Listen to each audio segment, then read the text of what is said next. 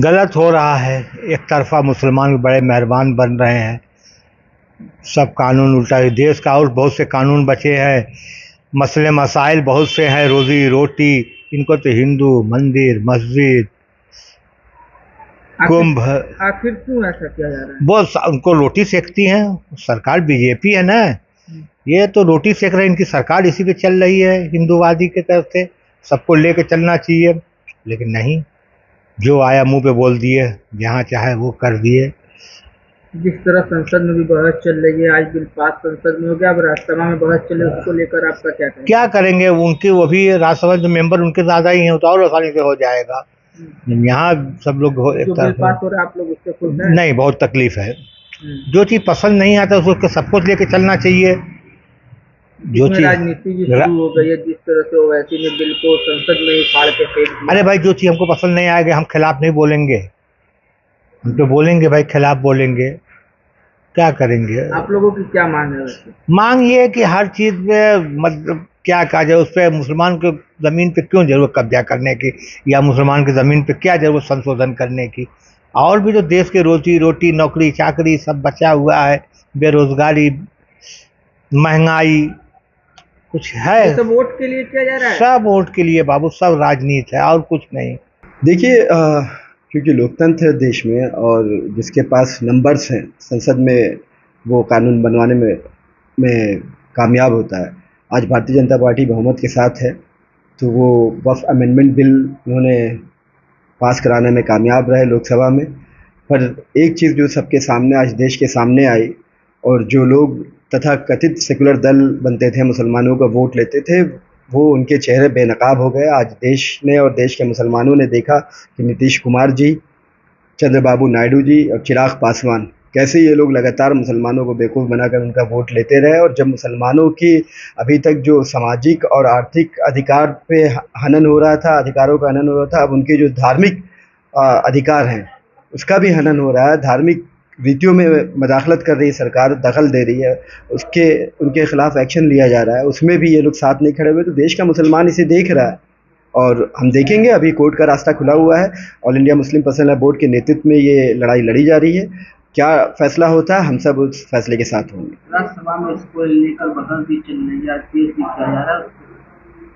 देखिए, लोगों को उम्मीद थी कि नीतीश कुमार जी और चंद्रबाबू नायडू जी इस बिल के खिलाफ मुसलमानों के सपोर्ट में खड़े होंगे, पर उन्होंने क्योंकि यू टर्न ले लिया, तो जो हालात है उसमें तो यही लगता है कि राज्यसभा में भी ये बिल पास हो जाएगी। पर उसके बाद देखते हैं। हमने आपको बताया कि कानून का रास्ता खुला हुआ है, आगे सुप्रीम कोर्ट में इस बिल को चैलेंज किया जा सकता है। हमारे बड़े क्या फैसला करते हैं हम उस फैसले के साथ रहेंगे। पर जो सबसे महत्वपूर्ण चीज़ है, जो गौर करने वाली बात है, वो ये है कि आखिर देश का मुसलमान इस बिल के विरोध में क्यों है, ये हमें समझना होगा बुनियादी चीज़ पे। सरकार ने जो अमेंडमेंट लाया है, जो उसमें जो सबसे ख़तरनाक चीज़ है, हम ये जानना चाहते हैं कि सरकार वक्फ, जो कि पूर्ण रूप से शुद्ध रूप से मुसलमानों का धार्मिक प्रावधान है, धार्मिक अनुष्ठान है, धार्मिक रीति रिवाज है, वक्फ कैसे चलेगा, वक्फ क्या, मुसलमान की कौन सी प्रॉपर्टीज़, कैसे उससे क्या धन आएगा, किस तरह से उसका इस्तेमाल होगा। वक्फ का मकसद ये है कि उससे जो अर्जित धन होता है उसकी प्रॉपर्टी से, वो मुसलमानों की भलाई में, उनकी पढ़ाई में, उनके इलाज में, गरीबों के इलाज में, जनहित के कार्य में इस्तेमाल हो। वक्फ बोर्ड इसलिए बनाया गया था कि जो वक्फ की प्रॉपर्टी है उनका सही से उसकी रख रखाव हो, सही से उसका संचालन हो, उसके लिए। तो जो मुसलमानों के धार्मिक रीति रिवाज हैं, ये सरकार उसमें क्यों दखल देना चाहती है? आखिर क्या ऐसी ज़रूरत पड़ी, ये क्या ऐसा बदलाव कर देंगे कि इसमें दो हिंदू या दो नॉन मुस्लिम सदस्य को इसका मेंबर बनाया जाएगा, जिसे ज़रूरी बना दिया गया है? क्या आप ये बताएंगे कि जो हिंदू इंडाउमेंट बोर्ड है, या जो सिख SGPG होती है, जो सिख गुरुद्वारा कमेटी है, या जो जैन मंदिरों के वो हैं, उसमें क्या मुसलमानों को ये रखेंगे? तो मुसलमानों के धार्मिक रीति रिवाज मामलात में ये क्यों गैर मुस्लिमों को ज़बरदस्ती सरकार डालना चाहती है? दूसरी बात ये है कि ये कह रहे हैं कि वो मुसलमान ही वक्फ अपनी संपत्ति को कर सकता है जो कम से कम 5 साल तक प्रैक्टिसिंग मुस्लिम हो। क्या ये संविधान के विरुद्ध नहीं है, संविधान की मूल भावना के विरुद्ध नहीं है? मैं अपनी संपत्ति किसी मंदिर को दान कर सकता हूँ, किसी चर्च को दान कर सकता हूँ, किसी गुरुद्वारे को दान कर सकता हूँ, पर मैं अगर गैर मुस्लिम हूँ, मैं मुसलमान नहीं हूँ, तो मैं अपनी संपत्ति किसी वक्फ मुसलमानों के धार्मिक कार्यों के लिए दान नहीं कर सकता। क्या ये संविधान का उल्लंघन नहीं है? साथ ही साथ जो तीसरा सबसे महत्वपूर्ण पॉइंट है कि इसमें सारे राइट डीएम को दे दिए गए हैं, डिस्ट्रिक्ट कलेक्टर को दे दिए गए हैं कि वो तय करेंगे कि कौन सी वक्फ संपत्ति है और कौन सी वक्फ संपत्ति नहीं है विवाद की स्थिति में। आप देखते हैं प्रैक्टिकली किस तरह का मैटर होता है। जब एक स्पेसिफिक ट्राइब्यूनल बना हुआ था, वक्फ ट्राइब्यूनल, उसके पास राइट था, वो जल्दी जल्दी इस तरह के मसलों का निर्वहन कर रहा था। डीएम महोदय के यहाँ बहुत सारे काम पहले से होते हैं, बहुत सी फाइलें पड़ी रहती हैं, वक्फ का भी मामला वहाँ देकर इसको और विवादास्पद बनाने की कोशिश की गई है।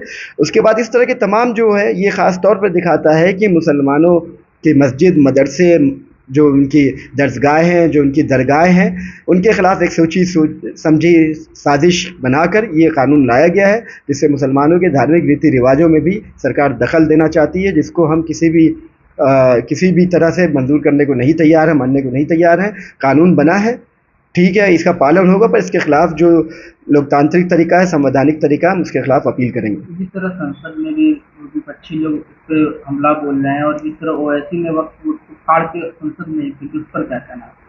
देखिए, ओवैसी साहब ने जो बिल फाड़ी, उन्होंने इस पे तर्क दिया कि गांधी जी ने किस तरह से वो साउथ अफ्रीका में कानून का उल्लंघन किया था। इसका सही जवाब तो ओवैसी साहब, उनके प्रवक्ता ही दे पाएंगे, पर उन्होंने कानून के दायरे में रहते हुए ये एक्शन लिया है। इस पे जो होगा इसका जवाब ओवैसी साहब ही दे पाएंगे। काउंसिल की प्रवक्ता, आपकी पार्टी क्या करेगी? हमने आपसे कहा कि मुख्य रूप से हम वक्फ बिल के खिलाफ डे 1 से थे और आज भी हम वक्फ बिल के खिलाफ हैं। अभी चूंकि ये लोकसभा में पास हुआ है, अभी राज्यसभा में पास होगा, उसके बाद ये कानून बनेगा, तो अभी भी हम इसके विरोध में हैं, हम इसका विरोध कर रहे हैं। और जब ये कानून बन भी जाएगा तो चूंकि ये लड़ाई all India Muslim personal law board के नेतृत्व में लड़ी जा रही है, तमाम जो हमारे उलमा हैं और जो तमाम रहबर हैं, उनके साथ मशवरा करके जो आगे कार्रवाई बनती है वो कार्रवाई की जाएगी।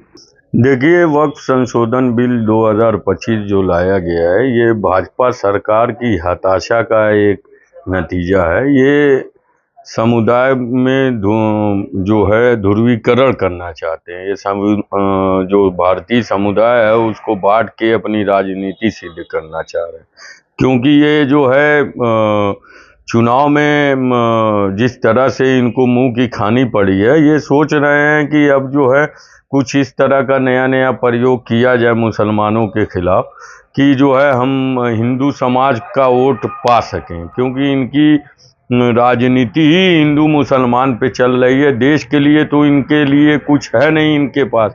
देश को जो है महंगाई और बेरोजगारी और जो अराजकता है देश में चरम सीमा पर बढ़ रही है, तो उसको ढकने के लिए इस तरह के सांप्रदायिक मुद्दे वो लेके आते हैं ताकि समाज को फुसलाया जा सके, बहलाया जा सके, उनका माइंड डाइवर्ट किया जा सके। जिस तरह संसद में पूरा बहस चल रहा है, अखिलेश भी बोल रहे हैं, हमला बोल रहे हैं सरकार पर, जिस तरह ओवैसी ने बिल को ही फाड़ के फेंक दिया, उस पर आप क्या कह रहे हैं?